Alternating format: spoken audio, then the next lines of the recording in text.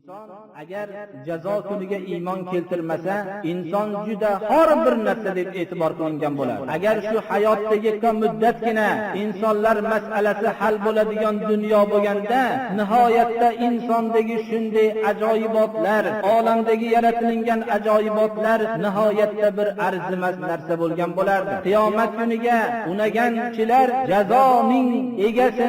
jazo egasining bo'lishligini, qiyomatda qilingan amallarga jazo bo'ladigan kunga iymon keltirgandan keyin o'zining hayotidagi hamma yo'nalishini shu jazo egasining buyruqlariga muvofiq o'tkazishlikka harakat qiladi. Ammo o'lgandan keyingi tirilishlikka unamagan kishilarchi, ular o'zlarining hayotlarida imkon boricha o'zlarining shaxsiy manfaatlarini ro'yobga chiqarishlikdan boshqa fikrda bo'lishmaydilar. Jazo kuniga unagan kishi bilan jazo kuniga unamagan kishining hayotdagi yurishi, uning axloqi, uning ijtimoiy va iqtisodiy hayoti butunlay tubdan farq qiladi. Balki ikkala insonni taqqoslaganda bittasini, ya'ni jazo kuniga unagan insonni haqiqiy inson deb atalsa, ikkinchi insonni inson deb atashlikka insonni tili bormaydigan darajada hayotini o'tkazadi.